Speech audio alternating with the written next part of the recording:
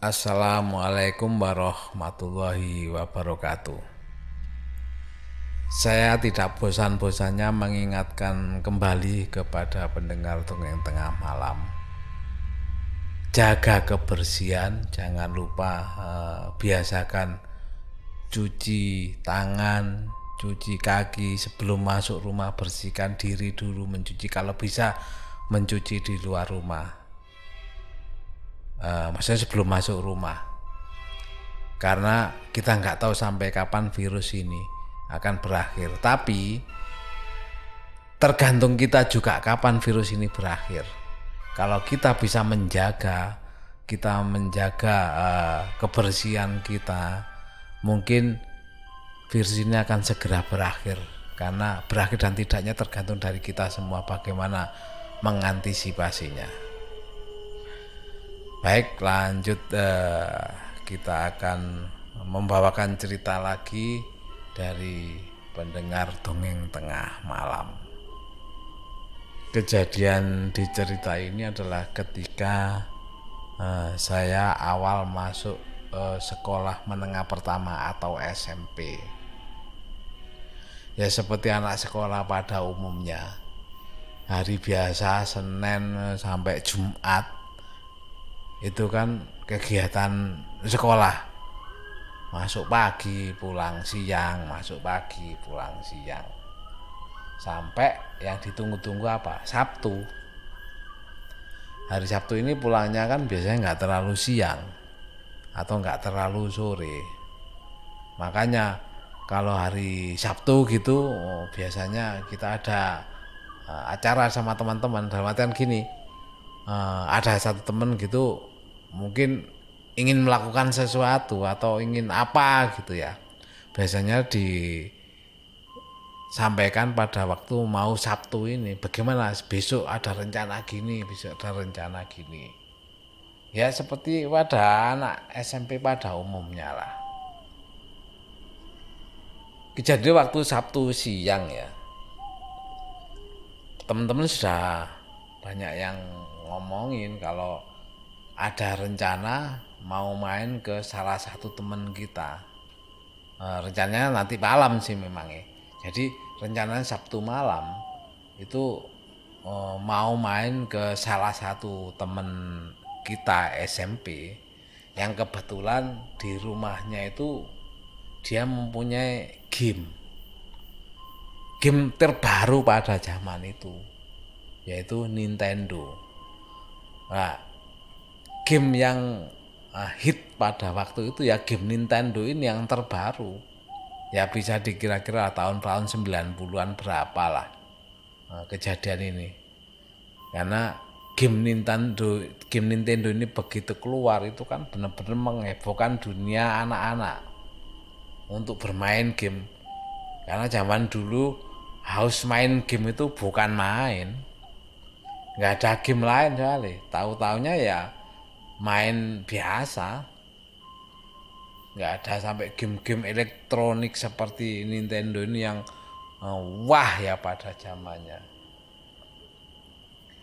Begitu mendengar kabar itu ya tentu saja saya seneng aja mau diajak, apalagi kebetulan saya sendiri punya satu kaset pemberian dari orang tua saya yang didapat dari bosnya, dikasih dari bosnya gitu loh.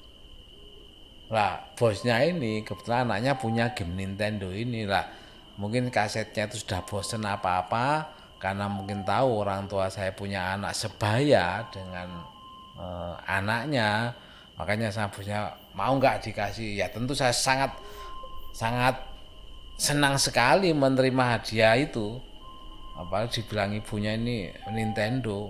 Wah ya, walaupun hanya punya kasetnya, kebanggaan itu tersendiri sudah, nggak bisa diomong. Karena apa? Yang punya gamenya ini kalau nggak orang kaya ya memang nggak mungkin beli game ini, mahal karena memangnya. Akhirnya karena ada rencana itu minta izin lah ke orang tua saya. Akhirnya sampai rumah minta izin. Ternyata sama orang tua nggak diizin karena kan memang malam ya, dan kebetulan memang rumah temen yang rencana kita main ke rumahnya itu bukan di satu desa dengan saya dan teman saya, kebetulan memang di seberang desa. Makanya mungkin orang tua juga khawatir malam-malam main ke rumah, apalagi bukan satu desa, nyarinya kan ya sulit. Ya karena nggak diizinin, akhirnya ya gimana lagi, karena saking pinginnya main Nintendo bareng teman-teman, ya sudah, akhirnya tanpa diizinin pun aku berangkat lah karena rasa kepinginnya tadi untuk bermain sama teman-teman. Dan juga kalau dihitung-hitung, kalau mau naik sepeda sama temennya, yang bareng lah sama temennya, ya perjalanan kan nggak terlalu jauh karena bisa naik sepeda, bisa dikebut, apalagi ada jalan tembus juga yang jalan apa ya, jalan tembus yang bisa lebih dekat, yaitu lewat koperan atau istilahnya di sini apa ya, pintu air. Lewat pintu air itu lebih dekat jaraknya kalau lewat situ. Makanya tak pikir ya sudahlah, nggak usah izin, paling kalau itu perjalanan sebentar, pulang pun sebentar, cepat sampai rumah. Akhirnya kami berencana berangkat sama temen tadi, yang kebetulan walaupun satu desa tapi memang rumahnya temen saya itu di ujung desa. Tapi dia mau gitu loh, mau ngajak memang bareng-bareng main ke rumahnya temen yang punya Nintendo tadi. Oh iya, sebenarnya orang tua saya melarang itu karena apa? Karena saya bilang bahwa rumah teman saya yang seberang desa itu jaraknya dekat kalau kita motong jalan lewat koperan yang saya ceritakan tadi. Dan ibu saya melarang lewat sana. Karena apa? Sampai rumah, kalau nggak lewat sana sampai rumah pasti malam gitu loh. Malam, apalagi kan rencana mainnya kan memang malam ya. Malam, karena apa? Ibu saya khawatir, disampaikan sama ibu saya bahwa di koperan itu ada penunggunya yang jahil. Ya tapi karena saya waktu itu masih SMP ya akhirnya karena nggak diizinin tadi, ya udah akhirnya mencari berbagai cara. Kebetulan yang rencana bareng tadi namanya Yono ya. Akhirnya kami berencana kita naik sepedanya Yono, dan aku nggak pakai sepeda karena apa? Kalau ibu saya lihat bahwa sepedanya di rumah, kan anggapannya saya nggak main jauh-jauh. Ya sudahlah, akhirnya disepakati sama Yono bahwa nanti berangkat bareng Yono, goncengan sama Yono. Seperti rencana semula, habis maghrib saya langsung berangkat sama Yono lewat koperan atau pintu air. Memang kebetulan habis maghrib itu kan masih rame orang pulang dari salat maghrib, kan banyak yang lewat situ juga, jadi aman lah berangkatnya. Hanya boncengan sama Yono berangkat, sampailah di rumah teman yang ada Nintendo-nya tadi. Sampai di sana ternyata nggak cuma saya dan Yono, ternyata ada beberapa teman juga yang main di sana. Ya sudah, akhirnya kita nimbrung sama-sama ya, rame-rame di rumah teman tadi. Rencananya sih memang habis sisa lah cepet-cepet pulang, karena apa? Biar nggak kemalaman sampai rumah. Tapi karena saking asiknya ya, namanya bermain barang mewah ya, pada waktu itu lagi hit game itu ya. Rencana pulang habis sisa, ya sudah lupa namanya bermain. Lupa, sampailah ketemu ingetnya. jam 9 baru nyadar, loh ini sudah jam 9. Kalau pulang habis sisa aja, namanya kampung desa ya sepinya bukan main, apalagi ini udah jam 9. Ya, ya sangat sepi sekali. Akhirnya karena sudah jam 9, saya pun ngajak Yono, ayo cepat pulang, ini sudah malam gitu loh. Bisa-bisa kan khawatir dimarahi orang tua, namanya main kemalaman. Akhirnya udah sama Yono pulang. Begitu pulang, lah ini kan kalau jalan muteri desa, itu perjalanan itu bisa itu lebih kurang bisa sampai setengah jam. Kalau nggak motong lewat koperan yang tadi loh ya, lewat pintu air tadi. Karena apa? Kalau lihat pintu air itu perjalanan lebih kurang 10 menit sudah nyampe.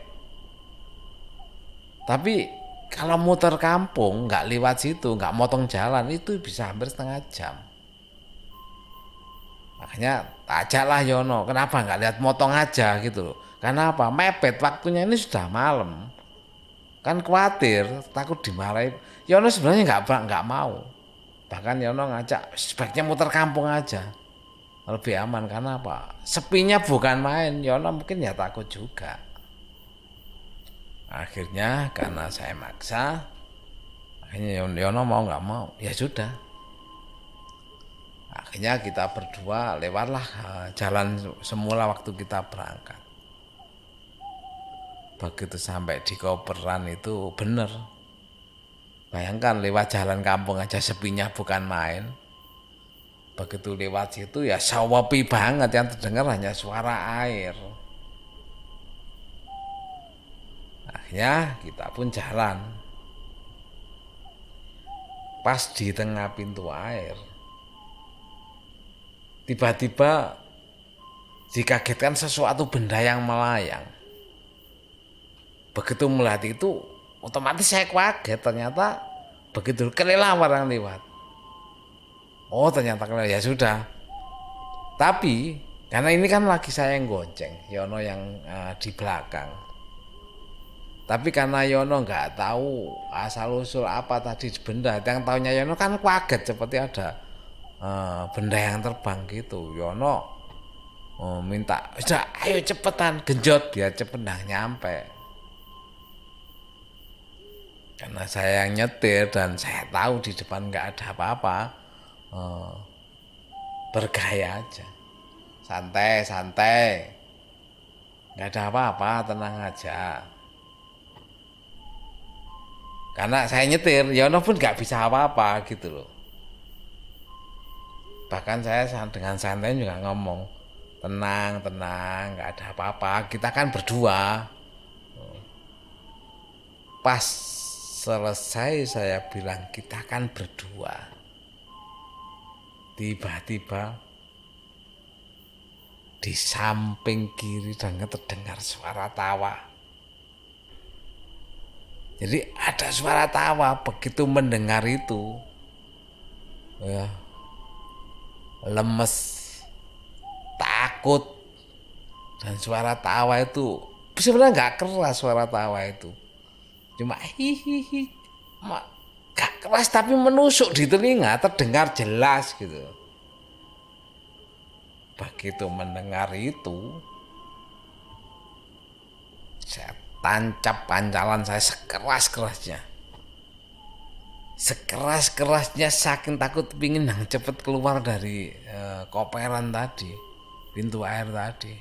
Sampai jalan apapun terjang, sudah nggak bisa pikir sehat sudah. Bayangkan anak seusia SMP, awal-awal SMP mendengar itu, yang namanya Yono itu sudah nggak bisa ngomong apa-apa, cuma ngerangkul saya sampai namanya perut itu sebenarnya sakit, tapi karena saya takut juga nggak ngerasakan itu. Namanya nyengkram perut saya gandolan gini ya, kepalanya kan taruh punggung saya karena takut. Pancal sepedanya sekencang-kencangnya sampai menjauh dari itu. Begitu menjauh bisa dibayangkan, lemesnya, sakitnya kaki ini. Dan seandainya berteriak pun sepi sudah kondisi kampung. Gak ada siapa-siapa. Wah, akhirnya kita mancal, sampailah ke rumah saya. Saya langsung jatuh. Maksudnya begitu turun langsung jatuh, lemes. Karena takutnya 2 kali. Merindingnya belum habis. Nah, ini masih merinding menghadapi kemerindingan kedua. Apa itu? Kemarahan ibu saya. Ya itu tadi cerita dari pengalaman pendengar Dongeng Tengah Malam. Terima kasih atas kiriman ceritanya. Dan juga semoga bisa menghibur teman-teman semua. Untuk yang belum subscribe, silakan subscribe untuk update cerita-cerita berikutnya. Yang di Spotify bisa follow. Dan untuk komentar-komentar saya terima kasih sekali. Maaf saya tidak bisa menjawab satu persatu. Saya hanya sampaikan terima kasih atas doanya. Mudah-mudahan kita semua juga diberi kesehatan, dilancarkan rezekinya. Amin. Terima kasih, saya akhiri. Wassalamualaikum warahmatullahi wabarakatuh.